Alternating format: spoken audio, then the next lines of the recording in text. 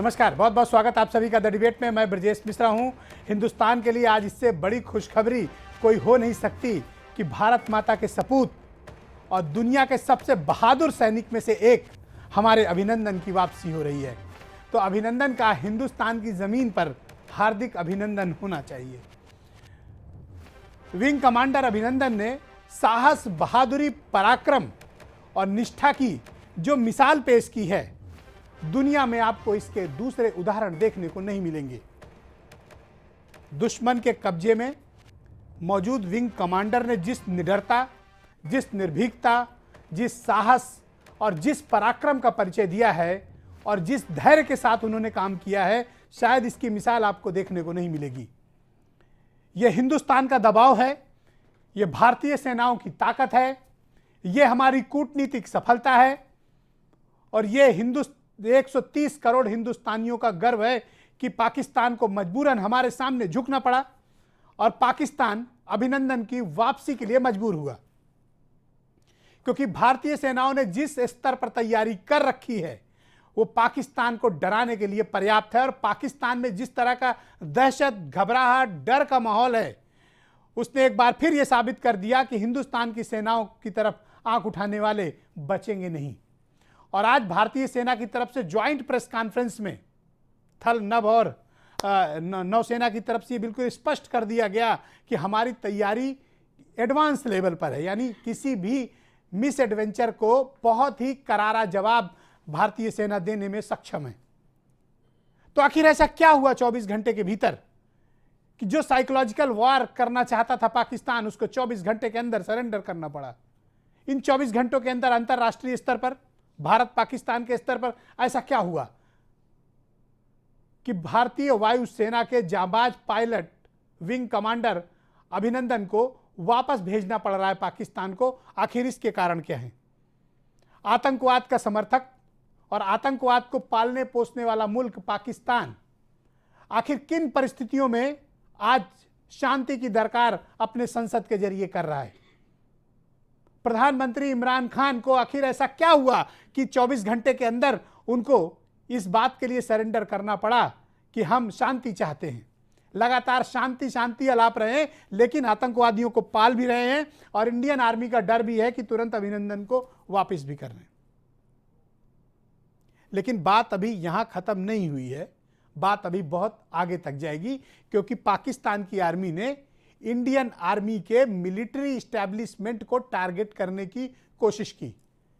इसके पहले जब इंडियन एयरफोर्स ने टारगेट किया था तो उन्होंने टेररिस्ट हब को टारगेट किया था। किसी सिविलियन, किसी मिलिट्री इस्टेब्लिशमेंट पर कोई अटैक इंडियन एयरफोर्स ने नहीं किया। लेकिन पाकिस्तान ने जो धृष्टता की है उसका जवाब, करारा जवाब भी देने की तैयारी चल रही है।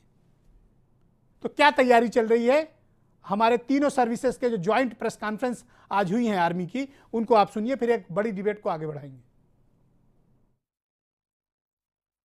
14 फरवरी के बाद सीज फायर वायलेशंस काफ़ी बढ़ गई है और पिछले 2 दिनों में कम से कम 35 सीज फायर वायलेशंस हुए हैं, लेकिन हम जो है उसका हूबहू उसी प्रकार से उसका जवाब दे रहे हैं।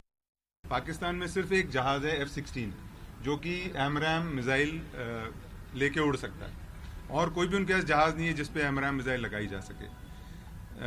ये कि वो उस मिसाइल के टुकड़े राजौरी के ईस्ट में इंडियन टेरिटरी में पाए गए हैं, इसका मतलब है कि उन्होंने F-16 का यूज किया है। I can assure you of a resolute, swift and strong response by the Navy when needed. Pakistan के कई झूठ पकड़े गए। पहला, पाकिस्तान की आर्मी की तरफ से यह क्लेम किया गया कि उन्होंने F-16 का यूज इस ऑपरेशन में नहीं किया। भारतीय सेना ने आज उनको एक्सपोज कर दिया, यह बताते हुए कि F-16 का उन्होंने यूज किया था। दूसरा, एयर टू एयर मिसाइल्स का भी इस्तेमाल करने की कोशिश की गई, उसके कुछ टुकड़े राजौरी ईस्ट एरिया में पाए गए और भारतीय वायुसेना के पास उसके सबूत भी मौजूद हैं। यानी मिसाइल अटैक करने की कोशिश भी F-16 फाइटर प्लेन के जरिए पाकिस्तान ने मिलिट्री स्टैब्लिशमेंट पर कोशिश की थी। इस बात के भी पुख्ता प्रमाण हैं। तो यानी उनके 2 झूठ पकड़े गए। तीसरा झूठ तब पकड़ा गया जब मेजर जनरल आसिफ गफूर खान ने यह बात क्लेम की थी कि उनके पास भारत की वायुसेना के 2 पायलटों को उन्होंने अरेस्ट किया है। दूसरा पायलट वो आज तक नहीं बता पाए कौन था, यह झूठ भी उनका पकड़ा गया। तीसरा क्लेम किया था कि किसी मिलिट्री या सिविल इस्टेब्लिशमेंट को टारगेट नहीं किया, भारत की सेना ने उसके भी सबूत दिए कि उन्होंने किया। तो अब इसका बी फिटेड रिप्लाई क्या है? भारत की तैयारी पूरी है, जरा अभिनंदन को वापस आने दीजिए, फिर पता चलेगा कि पाकिस्तान की सेना कहां पर खड़ी है। लेकिन आज उसके पहले एक अंतर्राष्ट्रीय स्तर पर एक बड़ा कूटनीतिक डेवलपमेंट हुआ, जब दोपहर में अमेरिका के राष्ट्रपति डोनाल्ड ट्रंप ने यह बयान जारी कर दिया कि भारत और पाकिस्तान के बीच काफ़ी कुछ बेहतर बातचीत हो चुकी है और शाम तक कुछ अच्छी खबर आएगी। तो क्या अमेरिका ने भी इस पूरे प्रकरण पर इंटरवीन किया है? क्या डिप्लोमेटिक फ्रंट पर भी कुछ अमेरिका का रोल है? इसको भी अभी हम समझने की कोशिश करेंगे और सब समझेंगे कि क्या कुछ 27 तारीख को हुआ और क्या आज 28 तारीख को हुआ। इसके क्या कूटनीतिक, क्या सैन्य, क्या राजनीतिक मायने हैं और इसका अंतर्राष्ट्रीय बिरादरी में क्या मैसेज गया है। संजय राय मेरे साथ हैं भारतीय जनता पार्टी से, प्रियंका गुप्ता मेरे साथ कांग्रेस से मौजूद हैं, जनरल राजेंद्र सिंह साहब इस डिबेट का हिस्सा हैं, जनरल आनंद वर्मा भी मुझे इस कार्यक्रम में ज्वाइन कर चुके हैं और थोड़ी देर में आरपी सिंह, जीके चतुर्वेदी और कैप्टन रणधीर बहादुर साहब भी मुझे इस कार्यक्रम में जुड़ चुके हैं, बल्कि कैप्टन रणधीर बहादुर साहब जुड़ चुके हैं। बहुत शुक्रिया, बहुत बहुत धन्यवाद आप सभी का इस कार्यक्रम में मेरे साथ सम्मिलित होने के लिए। मैं आपसे समझना चाहता हूँ जनरल राजेंद्र सिंह, इसके पहले भी हम लोग कई बार डिबेट आपके साथ कर चुके हैं। जो कुछ भी पाकिस्तान ने मिस एडवेंचर करने की कोशिश की और भारत के मिलिट्री इस्टेब्लिशमेंट को छेड़ने की कोशिश की, किस तरह का रिस्पांस इनको में दिया जाना चाहिए? अभी जो पाकिस्तान ने झूठ बोलने की कोशिश करी है वो तो पूरा एक्सपोज हो गया है। जो अभिनंदन को रिलीज कर रहे हैं जी, ये पाकिस्तान के लिए एक फेस सेविंग तरीका है। आपको पता होगा कि जब पहले दिन बालाकोट में हमला हुआ था तो पाकिस्तान में त्राही हो गई थी कि कैसे उनके हवाई जहाज अंदर हो गए, आप सोते रह गए, पता नहीं चला। तो उनके ऊपर बहुत प्रेशर था। तो किस तरह का प्रेशर था, क्या करने का प्रेशर था? उनके चीफ आर्मी के ऊपर में, एयरफोर्स के ऊपर में और पब्लिक का बहुत प्रेशर था कि आप कुछ करिए, क्या कर रहे हो। तो अभिनंदन जी ने जो एक कारनामा किया है, इतिहास में पहली बारी है कि एक MiG-21 ने F-16 को गिराया है। तो अच्छा, ये भी पहली बार हुआ है? पहली बार दुनिया के इतिहास MiG-21 बीसन ने F-16 को गिराया है। ओके। और पाकिस्तान की किस्मत अच्छी कि जब अभिनंदन ने पैरा शूट से अपना बेल आउट करे, ये जाके पाकिस्तान में गिर गए। तो पाकिस्तान ने अपना क्लेम करना शुरू कर दिया, देखो हमने बदला ले लिया है, हमने उनके हवाई जहाज गिरा दिए हैं। तो उसमें क्या हुआ कि जो इमीडिएट उनके ऊपर प्रेशर था वो नीचे आ गया। तो अभिनंदन का उनकी अभी वैल्यू कम थी और अभी एक अपनी तरफ से एक डिप्लोमेटिक विक्ट्री की कोशिश कर रहे हैं, देखो हम कितने महान हैं, हमने उसको छोड़ दिया है।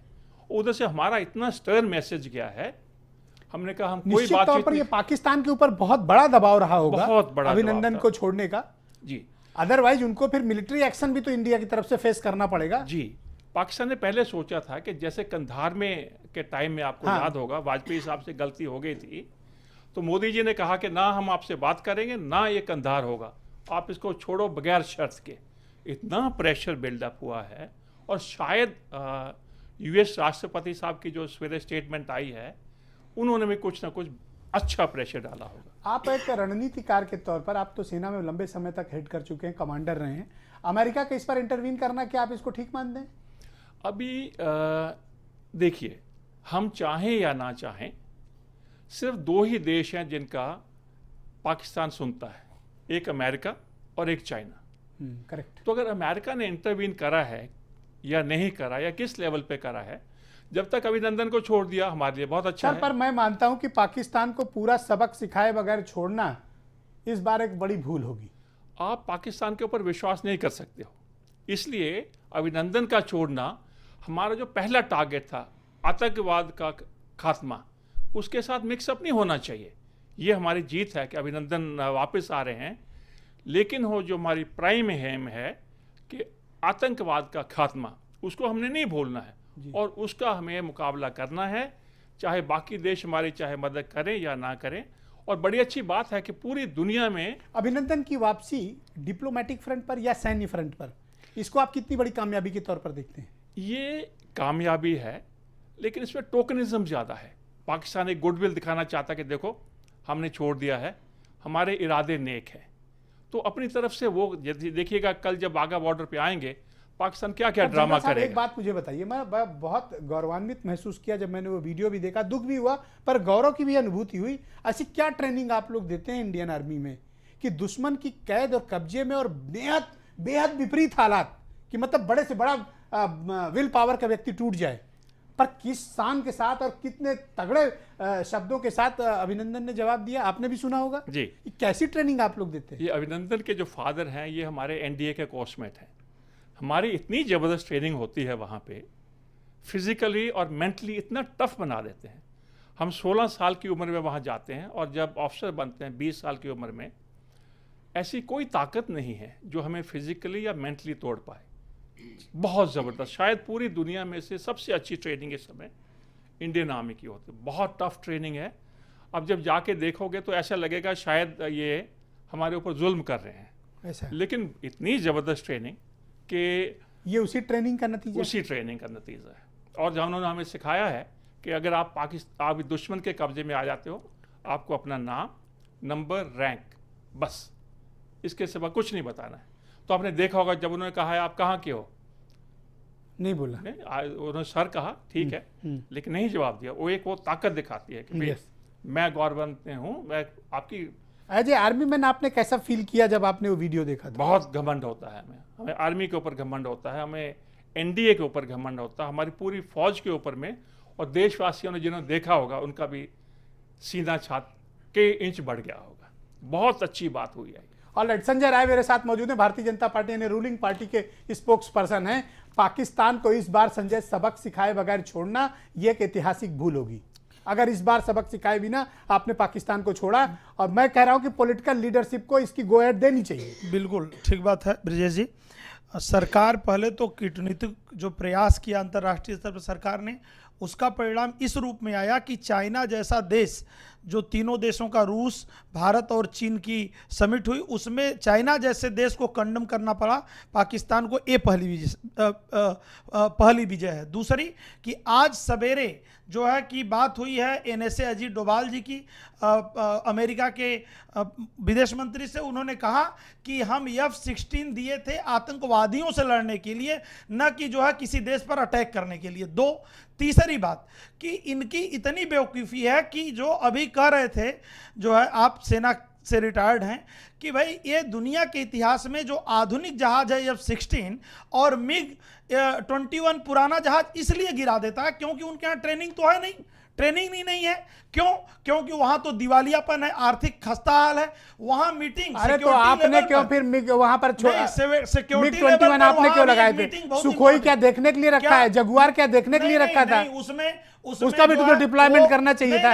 इससे ज्यादा एडवांस स्टेज पे और कहां पे हो सकता है? जिस समय अपोज किए हैं उसमें मिराज भी था, मिग भी था। ऐसा नहीं है कि केवल मिग था। अगर आपको F-16 से लड़ना है तो मिराज 2000 जिसकी हम लोग उस दिन चर्चा कर रहे थे, हम तो राफेल भी लाना चाहते हैं, हम तो राफेल भी ला रहे हैं। अभी तो जो है उससे लड़ते मिराज जिस दिन सुखोई डिप्लॉय किया जाए, सेना के जिस दिन सेना ने उनके पुलवामा के 12वें दिन अटैक किया था, वो मिराज 2000 से किया था। ये कोई नहीं है। अच्छा, एक और आरोप लग रहा है। एक और बात है, इसका निर्णय सरकार ने सेनाओं को दिया है। आप कौन सा फाइटर प्लेन यूज करेंगे, आप क्या कब कार्यक्रम बनाएंगे, आप करिए। इसीलिए सरकार ने स्टेटमेंट देती, मंत्री नहीं दे रहे हैं। कौन दिया है? सेना के तीनों अधिकारियों ने कि हमारी क्या स्ट्रेटजी है, उनकी क्या गलती। उनका झूठ, जो एक झूठ रह गया है कि उन्होंने कहा कि हम तो बम गिराए ही नहीं। अच्छा। उनका जो है कि मिसाइल का टुकड़ा मिला है। आज केवल एक बात है कि पाकिस्तान की जो आर्थिक खस्ता हाल है उसमें उनकी लड़ने की हैसियत नहीं है, फिर भी वो बदमाशी कर रहे हैं और उन पे बिल्कुल ही भारत सरकार विश्वास नहीं कर रही है। उनके बदमाशी से कड़ा जवाब दिया जाएगा।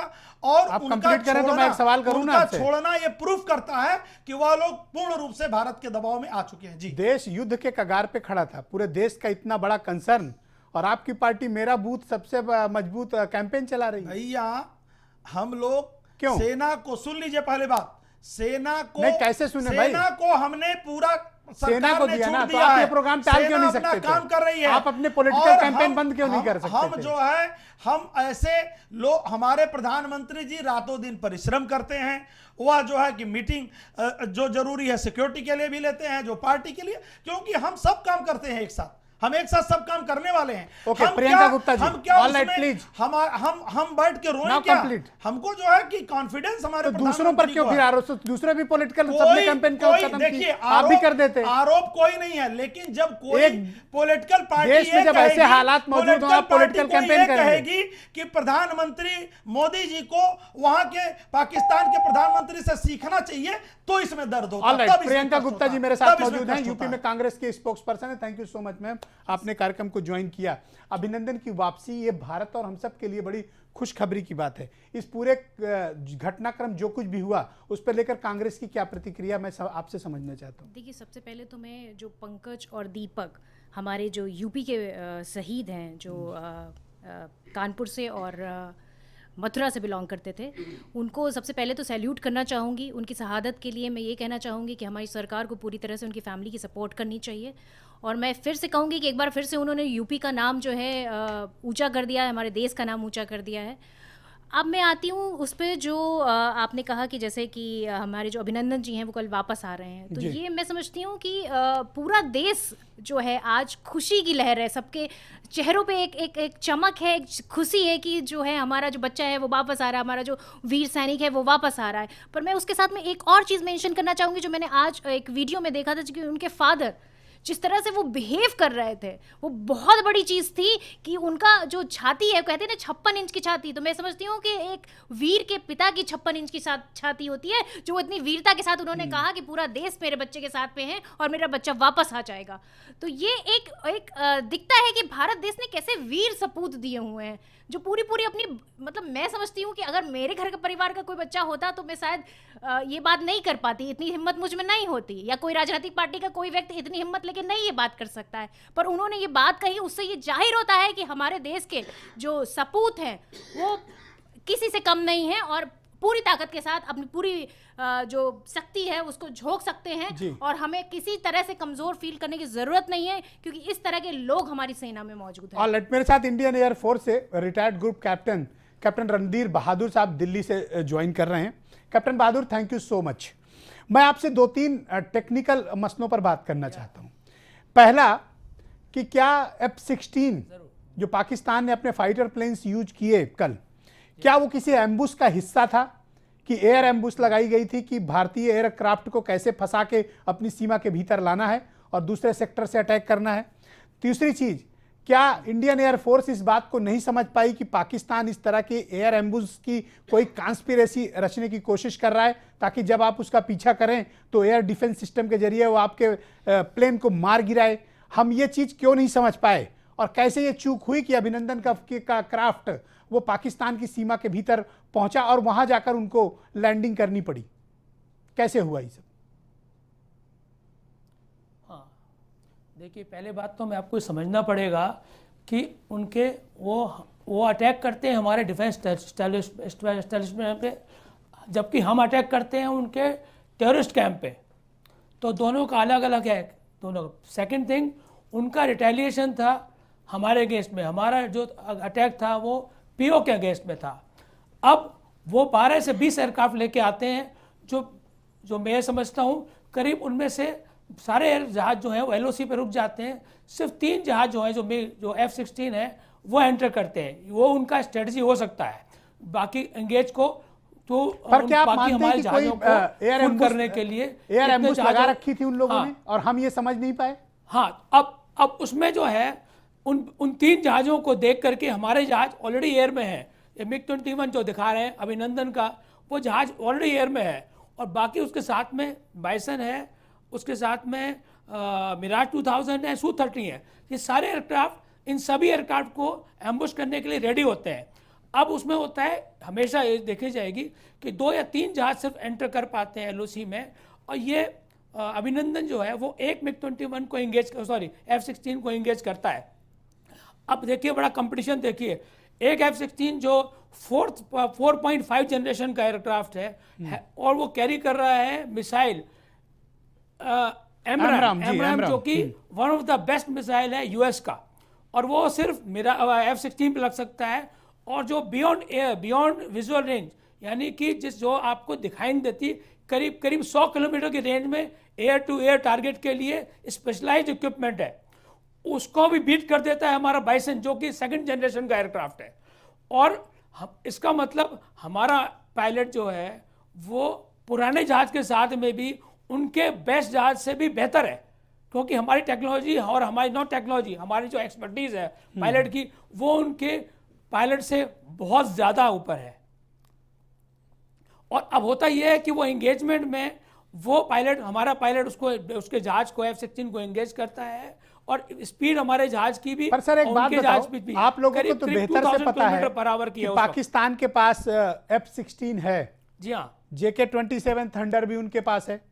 हाँ, तो हाँ, ऐसे में आप अपनी सबसे आक्रामक फ्रंट लाइन पर हम अपने सबसे ताकतवर और सबसे नई जनरेशन के जो आपके पास सुखोई और जगुआर जैसे फाइटर प्लेन हैं, उनको वहां पर हम डिप्लॉय करने में कोई परेशानी हमें? हाँ, नहीं, आप समझिए बात, इसमें क्या होता है, एक स्ट्रेटजी होती है। जो एयरक्राफ्ट है वो हर एक जहाज का एक रोल होता है। तो MiG-21 है, उसका रोल है एयर डिफेंस रोल।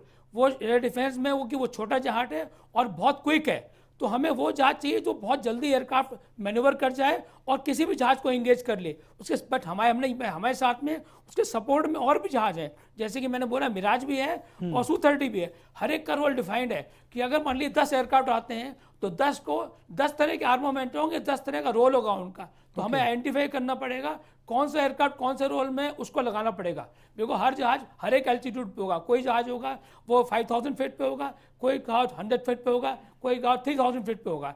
तो हम चाहते हैं जो ऐसा जहाज हो जो जिसके अकॉर्डिंगली हम उसको फेस कर सकें। आपको क्या लगता है कि F-16 को एंगेज करने के लिए या F-16 को मार गिराने के लिए कौन सा क्राफ्ट आपका सबसे बेहतरीन है? क्या मिराज 2000 को माना जाए? नहीं, ये देखिए हर एक का रोल है, बता रहा हूँ, हर एक एयरक्राफ्ट का रोल होता है। आप ऐसे नहीं कर सकते बेस्ट। अब Su-30 अपने रोल में बेस्ट है, मैं बता रहा हूँ, उसका जो रोल है वो हाई एल्टीट्यूड पे जा सकता है with in a few second और विद फुल लोड। और उसके साथ में वो 10,000 kg बॉम्ब के साथ में 10 लगा के ले आ सकता है, 10,000 kg बॉम्ब्स इतने ले आ सकता है with second he can fly on the top. But वो काम MiG-21 नहीं कर सकता। MiG-21 के पास मिसाइल है, वो एयर टू एयर करके बेस्ट एयरक्राफ्ट है, तो हमने उसको वहाँ पे लगाया। और दूसरी बात है हमारे पास लेयर्स होती हैं। फर्स्ट लेयर हमारे पास श्रीनगर है, उसके बाद हमारी सेकंड लेयर हमारे पास है। वी डोंट वांट, हम नहीं चाहते कि हमारा कोई भी जहाज श्रीनगर से आगे बढ़ पाए, लेकिन हमारे पास सोचना पड़ेगा मान लो श्रीनगर के क्रॉस कर गया मान लीजिए किसी केस में, तो दूसरी लेयर होनी चाहिए। तो इसके लिए हमारे पास इंटेलिजेंस होनी चाहिए कि सेकंड स्टेज कौन क्रॉस करेगा, उसको कौन इंटरसेप्ट करेगा। तो इस तरह से हमारी प्लानिंग होती है कि सर जनरल आनंद वर्मा साहब भी मेरे साथ स्टूडियो में मौजूद हैं। Thank you so much sir, आपने कार्यक्रम का हिस्सा बनना स्वीकार किया। मैं आपसे एक बात और मैं कहना चाहूंगा। जी यस ठीक, यस कैप्टन बोलिए प्लीज।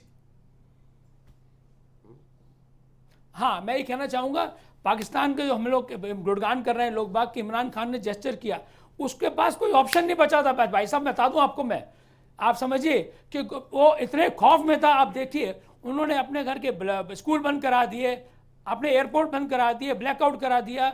उनके हमारे 12 जहाज आते हैं, उनके अच्छा एक आम आदमी वाला सवाल पूछना चाहता हूं आपसे, कोई टेक्निकल सवाल नहीं, उड़ा देते हैं। एक आम आदमी, एक कॉमन आदमी का सवाल है। जी हाँ, कितना अगर पॉलिटिकल गो अहेड मिल जाए आपको, जी हाँ, कितना टाइम लगेगा पाकिस्तान को ठीक करने में इंडियन एयरफोर्स? जी हाँ, मैं वही कहना चाहता हूं, अगर गो अहेड होती तो ये अभिनंदन को हमें जरूरत नहीं थी वहां से भीख मांगने की, हम उसको अपने आप उठा के ला सकते हैं।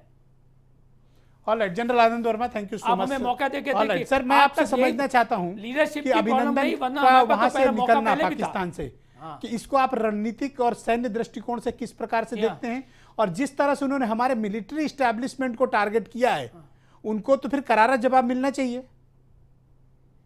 आपकी क्या राय है? सबसे पहली बात तो देखिए सर प्लीज कैप्टन साहब प्लीज वेट, कैप्टन साहब प्लीज वेट, कैप्टन साहब please wait, general Anand Verma बोलेंगे। Sir go ahead. सबसे पहली बात तो कि जो प्लान था, जिस प्लान के तहत ये MiG-21 गया हुआ था, वो प्लान जो है आज पूरे दिन टीवी पे डिस्कस होता रहा है। एवरीबडी हैज सबको पता है कि किस तरह का प्लान था, कैसे हुआ, तो उसको मैं रिपीट नहीं करूँगा ना। वो एक कॉम्बैट में थे और वो लॉक ऑन हो गए थे F-16 के साथ, और उसको चेज करते हुए अंदर चले गए थे। वो वहाँ पे जाकर के उसमें थे, उन्होंने उस F-16 को के ऊपर फायर किया, उसको गिरा दिया। उसी दौरान उनके ऊपर फायर आया, वहाँ ग्राउंड फायर आया और उनकी एयरक्राफ्ट की कैजुअलिटी, सतह से एयर पे जो उनके ऊपर फायर आया, तो उस फायर से उस एयरक्राफ्ट की कैजुअलिटी होगी, उस एयरक्राफ्ट को लग गया और एयरक्राफ्ट जो है वो गिर गया। इन्होंने इजेक्ट किया, इजेक्ट होकर के, और वो गिरे तो POK में गिरे, जो पाकिस्तान ऑक्यूपाइड कश्मीर है उसके अंदर गिरे। और उसके बाद वहाँ से वो सिविलियंस आए और वो पूरी कहानी दिखा चुके हैं और सोशल मीडिया पे अब भी आ रहा है। तो उसके बाद उनकी थोड़ी इल ट्रीटमेंट तो हुई होगी, वो मैं नकार सर, नहीं मैं सकता। इसको साइकोलॉजिकल वार मानता हूं। जिस तरह का वीडियो जारी करके भारत के लोगों के दिमाग में बैठाने की कोशिश की गई, ये एक साइकोलॉजिकल वार भी थी, इस तरह का वीडियो रिलीज करना। तो पॉइंट ये है कि जो सिविलियंस उसको उठा के ले जा रहे थे, वो थप्पड़ भी मार रहे थे उसको, और उस समय एक जो काफ़ी सारे फौजी इकट्ठा हो गए और उन सब फौजियों ने उसको टेक ओवर कर लिया। एंड उसके बाद एक ने कहा कि कोई इसे थप्पड़ नहीं मारेगा। तो ये भी एक इसके अंदर मुद्दा है कि वो लोग नहीं चाहते थे कि उसके साथ कोई इल ट्रीटमेंट हो और ये इसको किसी तरह की चोट सर, लगे। मैं आपकी बात समझ गया, लेकिन आज इंडियन मिलिट्री ने एक्सेप्ट कर लिया कि मिलिट्री एस्टेब्लिशमेंट पर पाकिस्तान ने बमबारी की है। सर, उन्हें जवाब मिलना चाहिए और जवाब दिया जाना चाहिए, और करारा जवाब दिया जाना चाहिए। सर नहीं, मैं तो आपके उस दिन आप फैक्ट एविडेंस की बात कर रहे थे, आज फैक्ट भी है, आज एविडेंस भी है। नहीं, मैं तो कह रहा हूँ कि जवाब दिया जाना चाहिए और बहुत सख्त जवाब दिया जाना चाहिए, ताकि वो बहुत सालों तक, कई सालों तक याद रखें कि इंडिया के साथ किसी भी तरह का पंगा लेना सही नहीं है। पंगा सर, उस दिन आप फैक्ट एविडेंस मांग रहे थे, आज फैक्ट भी है, एविडेंस में भी है। हमें किस तरह कार्रवाई करनी चाहिए? सर, लाखों लोग सुन रहे हैं, आप बताइए सर। पहली बात कि हम सुपीरियर हैं, पाकिस्तान से हम सुपीरियर हैं, और तो सर ये करके दिखाइए आप सुपीरियर हैं।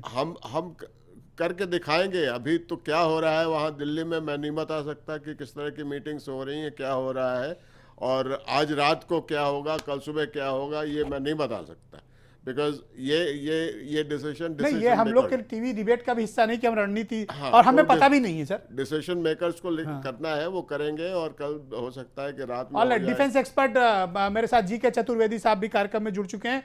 Chaturvedi ji, thank you so much, और बहुत मुबारकबाद की, अभिनंदन की वापसी हो रही है, एक बहादुर सैनिक की वापसी हो रही है, एक भारत माता के एक ऐसे सपूत की वापसी हो रही है जिसके लिए पूरे हिंदुस्तान के 130 करोड़ लोग प्रार्थना कर रहे थे कि उनकी सकुशल वापसी हो, और वापसी हो रही है। ये हमारा सैन्य दृष्टिकोण से देखें, कूटनीतिक दृष्टिकोण से देखें, ये कितनी बड़ी हमारी जीत है। दूसरी बात, जब इंडियन मिलिट्री की तरफ से ये बात एक्सेप्ट कर ली गई कि पाकिस्तान की एयरफोर्स ने हमारे मिलिट्री एस्टेब्लिशमेंट को टारगेट किया, तो अब इनको किस तरह से जवाब दिया जाना चाहिए? नमस्कार। सबसे पहली बात जो अभिनंदन जी के वापस आने की है, हम लोग बहुत खुश हैं, उनके घर वालों को बहुत बहुत बधाई, और पूरा देश इससे खुश है। अब जहाँ तक बात अभिनंदन जी के आने की है, इस समय हम लोग we are bound by Geneva convention, all countries when we go for war, everybody when war is on, we are bound by Geneva convention. पर sir, war is not on. इसीलिए हम लोगों ने No, it is any type of battle. Like this is a battle. It is where they maybe limited one. So he'll be taken as a sir, pilot was on duty and there is no war, sir. ये दो चीजें बहुत स्पष्ट हैं sir. Pilot was on duty, sir. देखिए, he was. It's not act of war, sir. I'm sorry. It's not act of war. Pilot was on duty, sir. और ये उनकी ड्यूटी है कि अगर कोई दुश्मन मुल्क का क्राफ्ट अगर भारतीय सीमा के भीतर दाखिल हो तो उसको भगाना और उसको गिराना, ये ड्यूटी का हिस्सा है सर। ये कोई वार नहीं थी sir, I am sorry but ये कोई वार नहीं थी sir, pilot was on duty sir.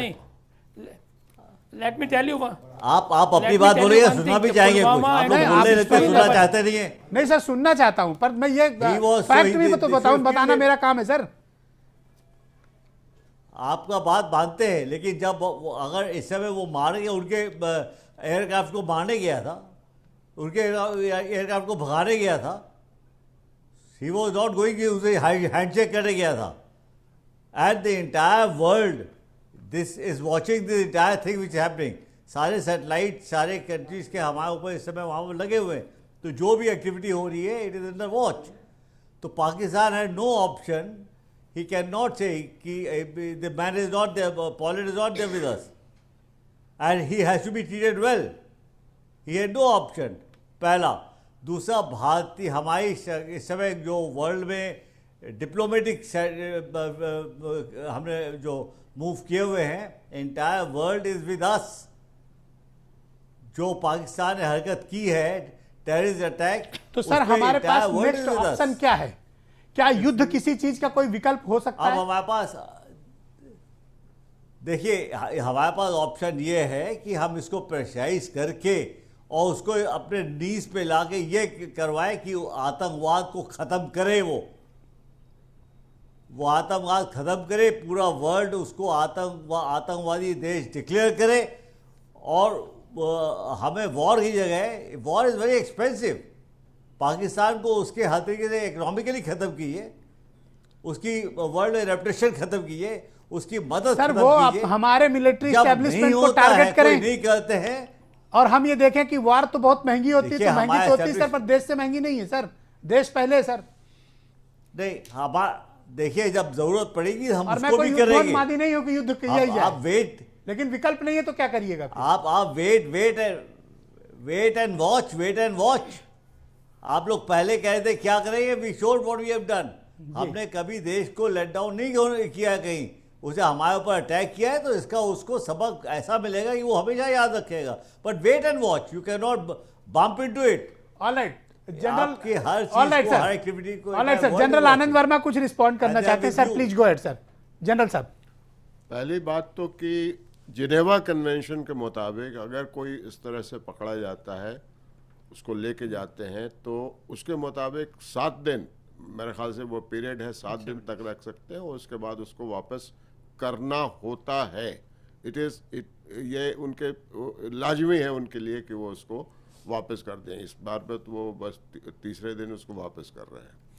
और ये भी यकीन करना होता है कि उस आदमी को किसी तरह की फिजिकल कैजुअलिटी ना हो, उसको पिटाई ना हो, किसी तरह का उसके ऊपर बॉडी हार्म नहीं होना चाहिए। तो उस लिहाज से अभी तक जो हमें लग रहा है, जो पहले दिन उन्होंने टीवी पे दिखाया था तो उसके चेहरे पे खून लगा हुआ था और उन्होंने बैंडेज बांधा हुआ था, लेकिन उसके बाद जो आया उनका वो ठीक ठाक शक्ल लग रही थी। ये आपने बड़ी अच्छी तस्वीर लगा रखी है, तो वो उस तरह से लग रहे थे। अब आज दिन में क्या हुआ हम नहीं बता सकते, किसने किससे क्या बात की, लेकिन उसके बाद खबर आने लगी कि उन्होंने अपने पार्लियामेंट में कहा है कि उसको हम वापस करेंगे, कल वापस करेंगे। तो कुछ हुआ होगा, किसी से बातचीत हुई होगी, उन्होंने डिसाइड किया कि उसको वापस कर दें और डिफ्यूज करे सिचुएशन। सब किसी ने ये वर्ड इस्तेमाल किया है कि डिफ्यूज करना बहुत ज़रूरी था। ये बढ़ता नहीं सर, ऐसे कैसे डिफ्यूज हो जाएगी? जब आपने हमारे मिलिट्री एस्टेब्लिशमेंट को टारगेट किया है तो एक जवाब के बिना कैसे आप उसको डिफ्यूज मानेंगे सर? एक्शन का तो रिएक्शन एक बार तो झेलना ही पड़ेगा आपको ना, वो चाहे वो भारी तरीके से झेलें चाहे हल्के तरीके से झेलें। मैंने ये नहीं कहा कि कोई रिएक्शन नहीं होगा, मैं तो कहता हूँ कितना तगड़ा रिएक्शन होना चाहिए कि उसके बाद वो 10 बार सोचे। वाह, बिल्कुल ठीक बात है, I do agree with. RP Singh साहब, जवाब कैसे दिया जाना चाहिए और जवाब कितना बड़ा होना चाहिए, और अभिनंदन की वापसी पर आपका क्या दृष्टिकोण है कि यह हमारी रणनीतिक और सैन्य क्षमता की कितनी बड़ी जीत है? देखिए, जो जनरल साहब लोग बता रहे हैं वो सही है, और रही बात यह कि हम लोगों की डिप्लोमेटिक और मिलिट्री जीत ही है जिसकी वजह से उनको छोड़ना पड़ रहा है जी, पहली बात। और इमरान खान ने ये एक्सेप्ट किया है और साथ साथ ये भी कह दिया है कि नाइस जेस्चर में हम उनको वापस कर रहे हैं। रही बात ये कि वापस क्यों कर रहे हैं, क्योंकि अगर आपको याद होगा कि ये सीज़ फायर के दौरान में ऐसी सब चीज़ें, हरकतें वहाँ पे होती रही हैं LOC के ऊपर, और कोई भी क्रॉस करता है तो ये एक्सचेंज होता है कहीं पे जा कर के, और वो एक्सचेंज एक पॉइंट पे, चाहे पाकिस्तान का आदमी इंडिया में हो, चाहे इंडिया का आदमी पाकिस्तान में गया हो, चाहे कोई भी बर्बरतापूर्ण कार्रवाई हुई है। दूसरी बात ये मैं आपको कहना चाहूँगा, जो जनेवा कन्वेंशन का रूल यहाँ पे लागू होगा, क्योंकि आपका कहना है कि नहीं लागू होगा, ये गलत बात है, क्योंकि एक डॉग फाइट हुई है जिसमें कि कंफर्म हो गया है कि F-16 विमान मारा गया है और एक मिग विमान गिरा है।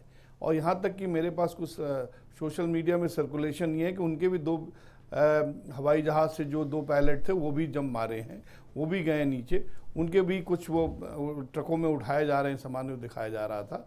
इसका मतलब जब फाइट हुई से एक तरह से। सर चतुर्वेदी साहब, मुझे थोड़ा गलत समझे, मैं आपको क्लैरिफाई करना चाहता हूँ।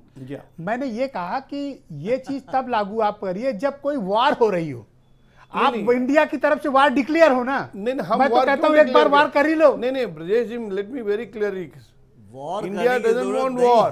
क्या जेनेवा कन्वेंशन और क्या हो, एक बार में उनको सबक सिखाओ। बड़ा सिंपल सा, हम वॉर नहीं चाहते हैं। हम ये क्या एक्सक्यूज है कि ये कन्वेंशन वो कन्वेंशन? बड़ा सिंपल है, we are not going against Pakistan, we are going against terrorist, simple सा है। एंड वी हैव नॉट, अभी आपको मैं फिर से बोला, वी आर नॉट, किसी प्रेशर में नहीं है। ये जो अभिनंदन की आप बात कर रहे हैं, हम प्रेशर में नहीं है, उनकी किसी बात को हमने एक्सेप्ट नहीं किया।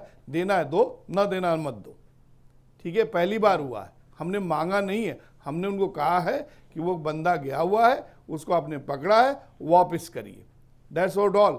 अगर वो चाहते तो कई कि जैसे मछुआरों को क्या जो बम डाल के गए सर मिलिट्री एस्टेब्लिशमेंट पे, उसका क्या सर, उसका जवाब कैसे दें हम? किसका?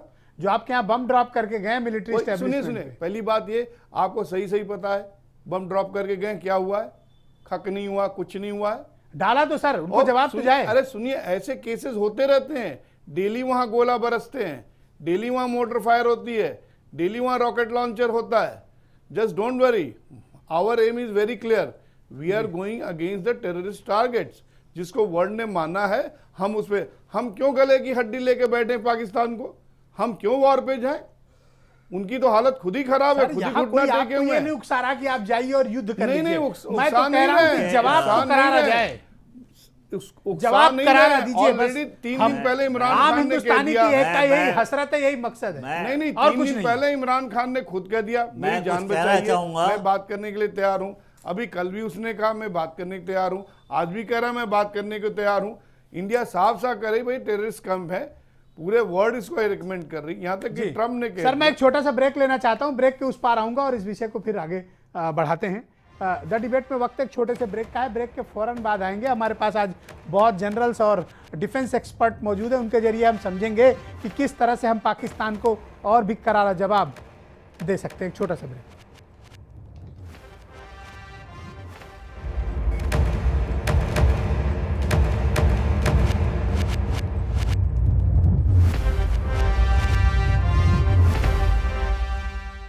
मैं वापस आऊंगा, मैं वापस आऊंगा, फिर अपने गाँव में, उसी की छाँव में, कि माँ के आंचल से, गाँव के पीपल से, किसी के काजल से, किया जो वादा था वो निभाऊं।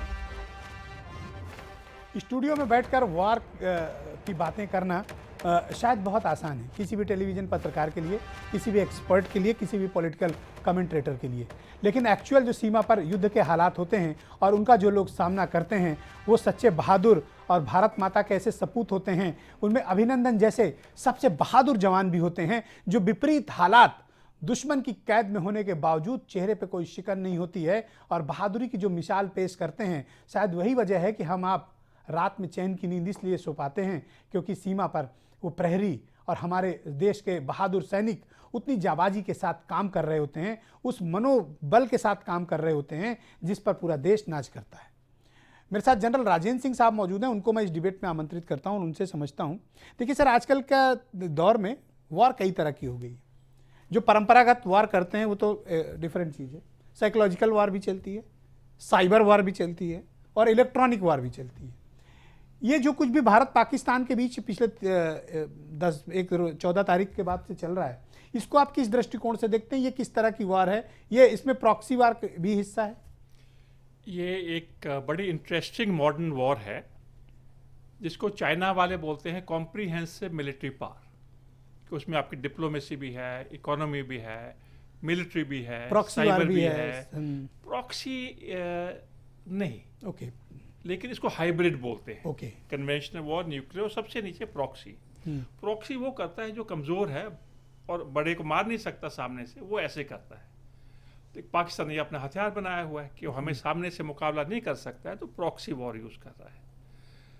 अभी तो हमारी ये एक बड़ी अच्छी सोची समझी स्ट्रैटेजी है कि हम हर एक लेवल के ऊपर में उसको फाइट करें। इंफॉर्मेशन वॉरफेयर, उसका साइबर वॉरफेयर, उसको मिलिट्री वॉरफेयर। और अभी देखिए पाकिस्तान ने मिलिट्री टारगेट्स के ऊपर अटैक करा है। पाकिस्तान अकेला पड़ गया कि हमने तो उग्रवादियों को मारा, तुमने आके कैसे करा है? पाकिस्तान को जवाब देना मुश्किल पड़ रहा है। तो इसलिए जो हमारी दिल्ली में वॉर काउंसिल बैठी है या बड़े लोग बैठे हैं, प्लानर्स, बड़ी सोची समझी स्ट्रैटेजी से चल रहे हैं। एम है पाकिस्तान उग्रवाद छोड़ो, लड़ाई ना करना पड़े बहुत अच्छा, करना पड़े तो करेंगे, लेकिन उनकी कोशिश यही है कि इतना दबाव बनाया जाए उसको, जैसे वो जगरनॉट बोलते हैं, कि इतना दबाव बनाया जाए कि उसका कचुंबन निकल जाए, घुटने लग अभी जाए। की क्या पोजीशन है? आपको लगता है कि जो दबाव काम कर रहा है? कर रहा है। आपको याद होगा कि उनके जो फॉरेन मिनिस्टर थे उन्होंने कहा था कि मैं दुबई में नहीं जाऊंगा, ऑर्गेनाइजेशन और जो इनकी कॉन्फ्रेंस होती है, उन्होंने कहा आपने आना है आओ, मत आओ, लेकिन सुषमा स्वराज जी हमारे ऑनर्ड गेस्ट हैं, वो आएंगी, उनको वही इज्जत मिलेगी। चाइना पीछे हट रहा है, तो पाकिस्तान आइसोलेट तो हो चुका है, डिप्लोमेटिकली पॉलिटिकली आइसोलेटेड है, इकोनॉमी की हालत खराब है। आपने सुना होगा कराची एक्सचेंज का आज बैंड बजा, पूरी तरह से बैठ रहा है, लाइट्स ऑफ है कराची की, पूरी कैंटोनमेंट की एयर लाइफ स्पेस ऑफ उन्होंने पूरा अभी भी शट डाउन कर रखा है, पूरा एयर स्पेस शट डाउन कर डर रहे हैं। तो ये हमारी कामयाबी है कि बगैर कुछ किए उनको डरा और संजय क्या इलाज है पाकिस्तान? ब्रिजेश जी, एक बहुत अच्छी बात आपने कहा कि भाई जब ये हमारे मिलिट्री इस्टेब्लिशमेंट के ऊपर दिन में सीधे हमला कर रहे हैं तो उसका जवाब हम, भारत सरकार घोषित नहीं करेगी युद्ध, लेकिन इनसे निपटेगी पूरा। और जब हमने पहला अटैक किया, इनके जो मिलिटेंट्स के कैंप को मारा, तो दुनिया भर से समर्थन तत्काल आया। क्यों आया? क्योंकि दुनिया भर के देश तो इनसे परेशान है। अफगानिस्तान, इराक और तमाम मुस्लिम कंट्री, फ्रांस में विस्फोट, दुनिया भर में कहीं आतंकवाद है तो पाकिस्तान का, क्योंकि पाकिस्तान एज बिजनेस उसको ले रहा है। एक दूसरी बात कि हम जो है इनको अभी आगे भी कह रहे हैं। कल हमारे अरुण जेटली जी ने कहा कि भाई अगर आ करके एबटाबाद से उनको ले जा सकता है, अमेरिका मार सकता है आकर के, तो हम घुस करके मसूद अजहर को क्यों नहीं मार सकते? Why not? हम ऐसा क्यों नहीं कर सकते? मारिए, पूरा देश तो कह रहा है, आपके साथ खड़ा है, बिल्कुल मारेंगे, मारिए। लेकिन वो बात जो है कि मिलिट्री को पावर दिया है सरकार ने, पूरा विपक्ष उसमें साथ है, पूरा देश उसमें साथ है, मिलिट्री अपने हिसाब से प्लान करेगी जब उसको ठीक लगेगा। और मुझे लग रहा है कि पर उसका राजनीतिकरण क्यों कर रहे हैं? राजनीतिकरण हम बिल्कुल नहीं कर रहे हैं। येदियुरप्पा ने कहा हमारी सीटें 22 आएंगी, अब जीत जाएंगे हम लोग। ये तो बड़ी शर्मनाक बात है। बिल्कुल पॉलिटिकल बात इसमें नहीं होनी चाहिए, न हो रही है, न होगी। यह शुद्ध रूप से सेनाओं द्वारा गलत किया ना। लेकिन एक बात जरूर है कि जब हम 71 में पाकिस्तान को तोड़ दिए थे, तब हम चाहते अगर हमारे पास पॉलिटिकल विल होता तो पीओ को हमारे पास होता। आज हम वो पॉलिटिकल बिल आज हम वो पॉलिटिकल बिल है और हम बिल्कुल इसके लिए तैयार हैं। इन लोगों से निपटेंगी भारत सरकार और पूरा देश, पूरा विपक्ष सब इसमें साथ है। ये सब सेना की कार्रवाई का क्या राजनीतिकरण हो रहा है? बिल्कुल हो रहा है राजनीतिकरण। आपने जैसा कहा कि येदियुरप्पा जी ने कहा कि हम जो है इस समय लहर बनी हुई है, जो सर्जिकल स्ट्राइक है, उसको 28 में से हम 22 सीटें जीत लेंगे। आप ये बताइए, एक चुनाव रैली कर रहे हैं, उसमें पीछे जो हमारे शहीद हैं 44 शहीद, उनकी फोटो लगा रहे हैं। आप पूछिए किसी आर्मी पर्सन से, क्या ये होना चाहिए? बिल्कुल नहीं होना चाहिए। आप सीधे सीधे उसका जो यूज कर रहे हैं।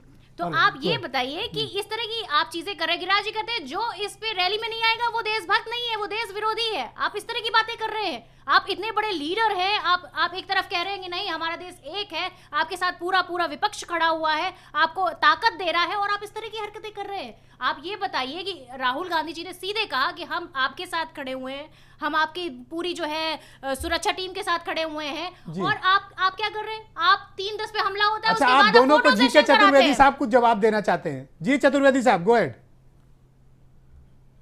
ब्रजेश जी, जो भी हमने काम किया, जो सेना काम कर रही है या जो भी देश के लोग काम कर रहे हैं जी, इस प्रकार की बातें करके उन सब पे लोग आप पानी फेर देते हैं।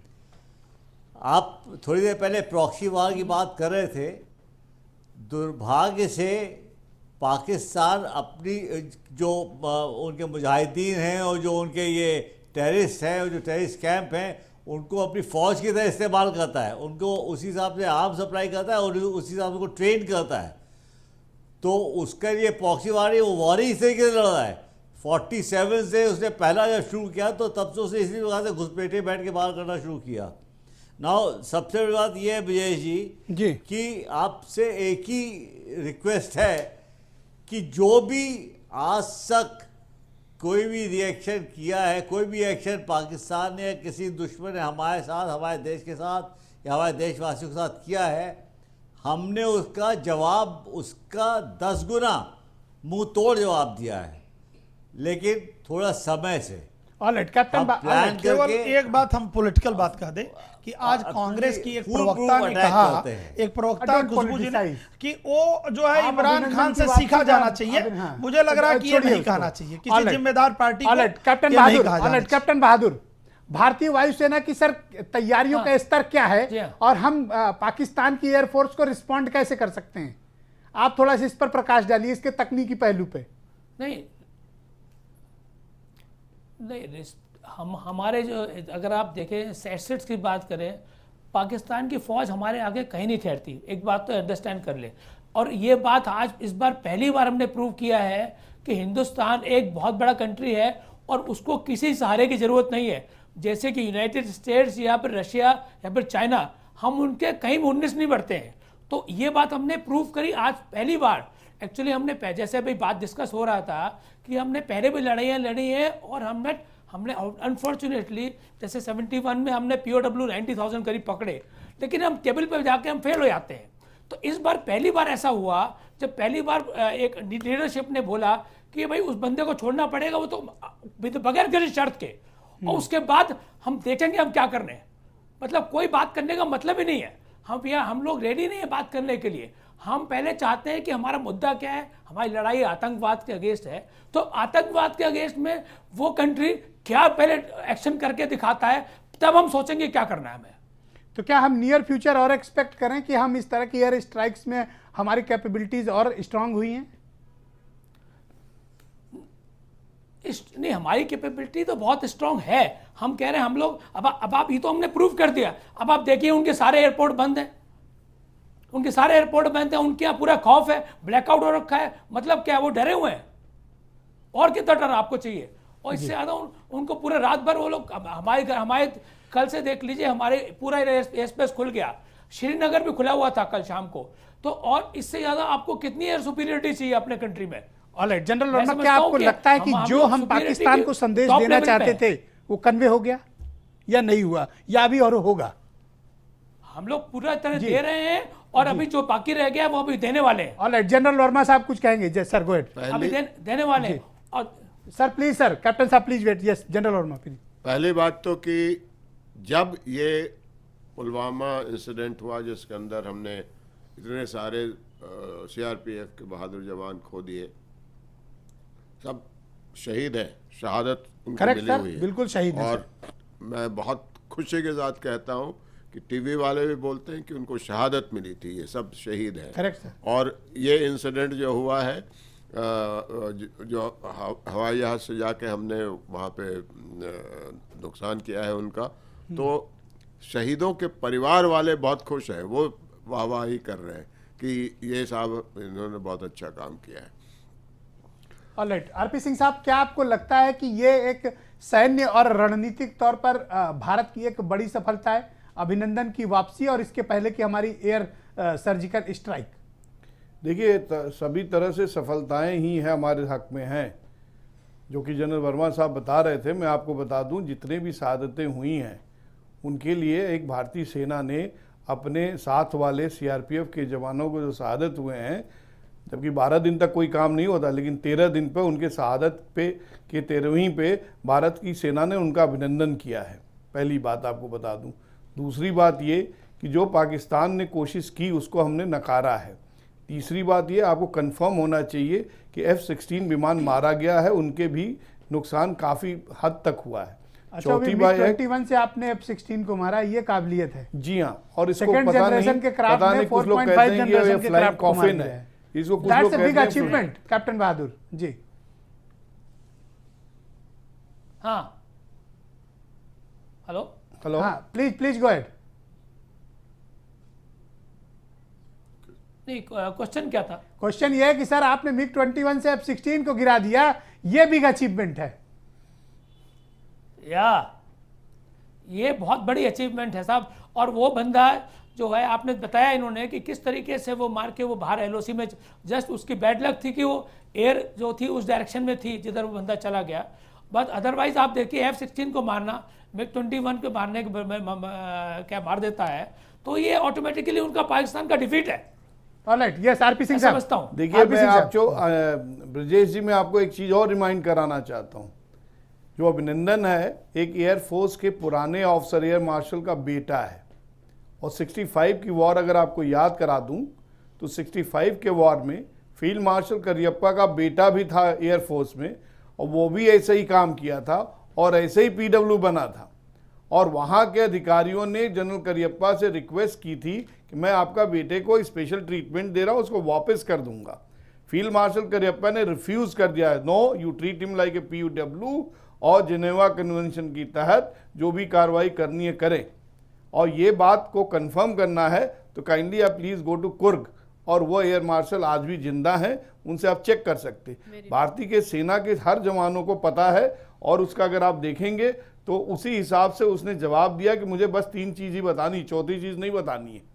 और रही बात ये, जिस दृढ़ता के साथ बताया है, हाँ, वो मतलब भारतीय नागरिक उससे ज्यादा खुश हैं। हाँ, पूरे देश में जो माहौल बना ना, उसने एक गजब आकर्षण अभिनंदन के लिए उत्पन्न जी हाँ, उसमें है। बस मैं आपसे ऐसी विल पावर तो सर मतलब बिरले दिखती है। बिरले पॉलिटिकल लीडर हैं जो बैठे हुए हैं, सीखना चाहिए हमारे पॉलिटिकल लीडर्स को साहब। नहीं, मैं ये रोज अपना स्टेटमेंट बदलते हैं, और वहां दुश्मन की कैद में होने के बावजूद बंदा मुंह खोलने को तैयार नहीं। ये तो बस एक तरह से this should be the spirit sir. ये देश सेवा है, इसीलिए हम यहाँ सोते हैं, वो वहाँ जाते हैं इसीलिए हम यहाँ सोते हैं। इस चीज को, और मीडिया से भी यही रिक्वेस्ट करना चाहता हूँ कि सही चीज दिखाओ। आप 26/11 में किसी को रोते हुए देखा था? किसी परिवार को बिलखते हुए देखा था अमेरिकन टीवी पे? तो मैं मीडिया से भी ये रिक्वेस्ट करूंगा। जनरल राजेंद्र सिंह जी से भी कुछ कहना चाहेंगे सर? इस तरह के वीडियो क्या साइकोलॉजिकल प्रेशर बनाते हैं क्या, और आपको लगता है कि इस तरह के वीडियो से जनता का दबाव सरकार पर पड़ता है, और मिलिट्री में किस तरह का मॉरल फिर वो होता है? ये जिनेवा कन्वेंशन बोलता है कि नहीं दिखाना चाहिए, क्योंकि जो पेरेंट्स हैं, एक अभिनंदन की जो मिसेज होंगी, उनके ऊपर कितना बुरा असर पड़ा हुआ, मुंह के ऊपर खून ही खून लगा हुआ है, नहीं दिखाना चाहिए। लेकिन दूसरा पहलू कि जब उन्होंने जवाब दिया है, और एक्सपेक्ट क्या कर सकते हैं? जब उन्होंने इतना तकड़ा जवाब दिया है, पूरा देश कह रहा है ये देखो हमारे वीर, तो ये डबल एजेड वेपन है। लेकिन जहाँ तक हो सके ना दिखाया जाए तो बेहतर रहेगा। जी, मीडिया को भी अवॉइड करना चाहिए। अच्छा, इस दौरान जो मीडिया का रोल था कवरेज में, उसको लेकर भी आपको कोई ऑब्जर्वेशन है? और मीडिया ने बहुत अच्छा काम किया है इस बारी। मीडिया ने देश के साथ में खड़ा होके जो नहीं दिखाना चाहिए था वो नहीं दिखाया, जो दिखाना चाहिए था वो दिखाया। पाकिस्तान की जो भी कवरेज थी, प्रोपोगेंडा था, कुछ नहीं दिखाया। अभी एक ही रिक्वेस्ट है आप सबसे, मीडिया के जो बिग बॉसेस हैं, अभी हमें आराम से नहीं बैठना है जी। हमारी जो मेन लड़ाई है वो एक लंबी लड़ाई है, पाकिस्तान के खिलाफ नहीं है, उग्रवाद के खिलाफ लड़ाई है, वो लंबी चलेगी। और अगर हम ज़्यादा प्रेशर डालेंगे कि नहीं हमें अभी लड़ाई शुरू करो, वो गलत बात होगी। और विश्वास रखो अपनी लीडरशिप के ऊपर में, मिलिट्री के ऊपर में, हम आपको नीचा नहीं होने देंगे, बदला लेंगे। जितनी आप अपेक्षा करते हो उससे बढ़कर हम बदला लेके, ये हमारा विश्वास है आप सब देशवासियों को आपके थ्रू। बहुत बहुत धन्यवाद सर, बहुत बहुत धन्यवाद। और आप सबका भी बहुत बहुत शुक्रिया कार्यक्रम देखने के लिए, बहुत बहुत धन्यवाद। तो अभिनंदन का बहुत हार्दिक अभिनंदन है। कल वो वाघा बॉर्डर पहुंच रहे हैं। ये हिंदुस्तान के लिए दिवाली से भी बड़ा मौका है और आप सब इसको सेलिब्रेट करें। हम भारत समाचार के माध्यम से हमारे लाखों करोड़ों दर्शकों से मेरा यही अनुरोध है कि अभिनंदन का जमकर अभिनंदन किया जाए। बहुत बहुत शुक्रिया, धन्यवाद, थैंक यू।